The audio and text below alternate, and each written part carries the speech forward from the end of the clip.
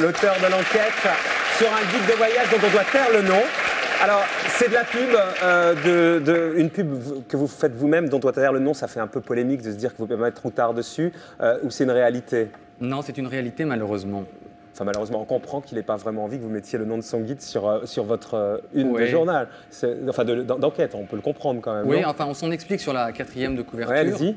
Donc, l'avocat de Philippe Lohagen nous a adressé tout simplement le 7 février 2006 une lettre nous interdisant formellement d'utiliser le mot routard dans le titre. Oui, on peut de le notre comprendre, livre. quoi. On peut comprendre qu'il n'ait pas très envie de faire Ça sa fait pub. juste 27 fois qu'on le prononce depuis le début du sujet. Enfin, Mais il ne menaçait pas seulement l'auteur et l'éditeur, il menaçait également l'imprimeur, les distributeurs et surtout les Et libraires. depuis que le livre est sorti, est-ce que vous avez reçu du papier bleu ou alors pas du tout? Le livre Pas sort comme ça, encore, pas encore. Donc en fait, c'est pas plus dangereux que ça pour eux, quoi. Ah, c'est-à-dire que l'enquête a été, je pense, faite sérieusement et il le sait, donc s'il fallait prouver quoi que ce soit dedans, Bon. on n'aurait aucun problème. Alors, on prend depuis le départ de ce que vous racontez. Vous dites au départ, ce ne sont pas deux babacools chevelus, mais tout simplement deux étudiants formés au marketing et à la comptabilité sur les bancs de deux prestigieuses écoles de commerce qui ont fondé le guide du routard. En soi, c'est pas très problématique. surtout qu'il y a des étudiants en comptabilité qui sont babacools et chevelus. C'est pas incompatible. Oui, il y en a même qui font de la télévision. Absolument. Donc, ça, comme dénonciation. C'est pas une dénonciation, bah, c'est juste que le marketing du routard, depuis le début, fait l'apologie de mai 68. Ouais. Et les auteurs de cette collection se sont souvent présentés comme des autodidactes. Je fais juste mention du fait qu'ils ont fait des études brillantes, ce dont je les félicite. Ouais. Mais donc, il y a déjà un premier mensonge, en fait, dès le début de la En présentation même temps, de on leur le sait cursus. depuis un moment. Hein, ça, moi, j'avais déjà lu ça quelque part dans des papiers. C'est pas une révélation énorme. C'est pas hein. une révélation On- énorme. on C'est est pas bien la d'accord. plus grande révélation du livre. Les critiques les plus graves que vous racontez dans votre livre, vous formulez à l'encontre du guide du routard, concernent sa qualité, son indépendance et son objectivité. Donc vous dites que le guide ferait la promotion du restaurant du frère de Philippe Lohagen, de la crèmerie de sa sœur et d'un hôtel en Martinique que Philippe possède lui-même ou en partie. Ça vous fait marrer, Muriel. C'est le mot crèmerie. Juste crèmerie. Non, Vous êtes d'humeur badine on ce s'en soir. fout, puisque avec ce qu'on a entendu sur l'avion, plus personne ne va partir Oui, nulle c'est ça. part. Donc, On peut parler oui, du après- routard ou des autres, plus personne ne va Où voyager. se trouve la crèmerie de ça? Enfin, c'est pas Voilà, cette loin. Je veux crèmerie, dire, on n'est d'ailleurs, pas Alors, obligé c'est de pas une prendre crèmerie, l'avion. c'est un restaurant. Ah, c'est un restaurant. Restaurant C'est moins Creston. drôle, donc, finalement. Ce restaurant s'appelle Pérodin. Il a longtemps figuré dans les pages, mais c'est vrai que depuis 2001, il ne figure plus. Mais il n'appartient pas qu'à la sœur, il appartient également à Philippe Ah, mais Lohagen. il y a combien d'adresses recommandées dans le guide du routard chaque année Chaque Baudouin année, ça dépend. Les petits guides, c'est 500 environ. Les gros guides, 1500. Et en tout, il y en a combien quand vous additionnez tous les guides, il y a combien d'adresses qui Il y sont a 120 recommandées? titres dans la collection. Et donc, il y a à peu près 100 Donc 000 adresses. 120, oui, 100, oui, enfin non, un peu moins quand même. Parce que des adresses se chevauchent.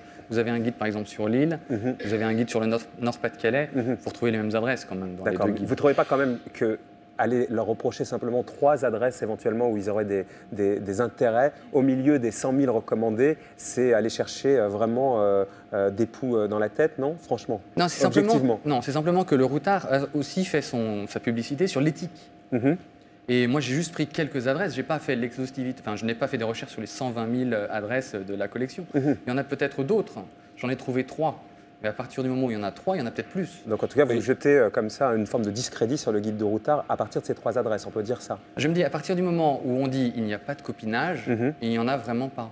Moi, c'est plutôt. Moi, j'ai eu des bonnes surprises avec le routard, mais je tiens à dire que si vous allez à Reno, dans le Nevada, l'adresse qui est donnée pour le Tex-Mex, qui est tout au bout, c'est vrai ce que je vous dis, qui est tout au bout de la. On sent que le mec avait fini sa tournée et il a dit oh, j'en ai rien à foutre, je vais au dernier restaurant à la sortie, c'est dans la poussière, c'est déjà. Tu sais, On va t'as pas à les- Reno tous les jours, hein, Guy, en Oui, même temps. eh ben, Ouais. si, donc c'est décrit comme un charmant restaurant mexicain et tout. T'as un mec, un chicanos qui dort, qui te reçoit très mal, avec des trucs genre le Châtelet, enfin, c'est bidon, n'y allez pas. Et le routard enlevé et viré le mec qui a fait Reno et qui a fait une note de frais, probablement d'ailleurs, contrairement au monsieur qu'on a Parce vu. que vous au dites Créneau. quoi? Vous dites grosso modo que toutes les adresses ne sont pas visitées, quoi, c'est Mais ça? c'est humainement impossible. Donc il y en a combien qui sont... Officiellement, il y a qui- 80 enquêteurs. Il y a 120 titres.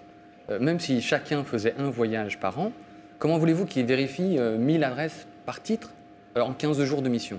Donc C'est il y a humainement bien des gens impossible. il y a bien des gens qui qui sont des clients dans ces adresses-là et qui écrivent au routard. Et Alors, le sur courrier des sur la lecteurs base est très important. Sur la base et de c'est comme ça, vrai que c'est là-dessus. le guide du routard, ils ont fait 3 bouquins sur le 9-3. Ouais. C'est vrai que le courrier des lecteurs est très très important. Plusieurs enquêteurs m'ont dit qu'on se fiait surtout au courrier des lecteurs et que passé 3 courriers des lecteurs, on faisait une vérification par le téléphone. Bon, par téléphone, c'est pas comme si on allait tester un Ah ouais, restaurant. c'est-à-dire qu'ils appellent le restaurant, ils disent vous êtes bien, le mec il dit ouais on est super bien. Bon bah on va marquer. Donc c'est pas très fiable hein, comme méthode. Non, mais surtout, quelle est la fréquence de réactualisation du guide du routard d'après votre enquête? Vous diriez quoi? Puisque c'est ça, le guide du routard, on en achète chaque année, dès qu'on repart, etc. On se dit que plein de choses ont changé. Quelle est la fréquence de réactualisation des adresses d'après votre Donc, enquête à vous? officiellement, c'est tous les ans. Si on considère donc qu'un auteur peut éventuellement tester un tiers du livre, il faut donc 3 ans pour faire renouveler toutes les adresses d'un même guide.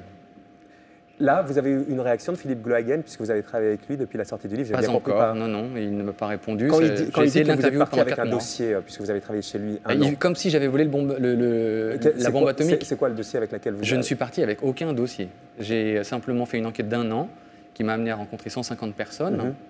Moi, quand je travaillais au Guide du Routard, c'était pour le site internet, qui est une société Ouais, totalement distincte. guide-de-routard.com. Ouais. Voilà, une société totalement distincte du guide papier. Mhm. Et je n'ai eu accès à aucun document des guides du Routard. Aujourd'hui, si on devait résumer votre enquête, on a bien compris qu'il y a des collusions. Vous dites par exemple que pour le Maroc, nous avons été systématiquement hébergés. C'est certains enquêteurs du Guide du Routard qui disent ça pendant plusieurs années dans des hôtels d'une chaîne que l'on citait à de nombreuses reprises dans nos pages. Donc vous racontez comme ça qu'il y a des conflits d'intérêts. Mais est-ce que c'est marginal ou alors c'est représentatif de l'ensemble du guide, vous diriez, Baudouin? Je pense que c'est encore marginal, mais c'est marginal. C'est tout de même des choses qui ternissent un petit peu l'image de marque de cette collection qui, encore une fois, a fait tout son fonds de commerce sur l'éthique. Et personne ne l'obligeait à se placer sur ce terrain-là, sur le terrain de la morale, de l'éthique, de la déontologie. Donc à partir de ce moment-là, il faut qu'il soit vraiment irréprochable. Mais la question qui se pose, parce qu'il y en a plein de guides aujourd'hui, d'ailleurs lui il vous suspecte de travailler pour d'autres guides et d'essayer de... Je ne travaille pour aucun autre guide. Mais est-ce que les autres guides sont mieux? Manifestement, dans l'enquête que nous on a pu réaliser, les principaux concernés disent non, c'est quand même le meilleur. Alors certes, il a peut-être quelques failles, quelques faiblesses, mais il reste le meilleur guide aujourd'hui pour voyager, non? Vous diriez ça, vous?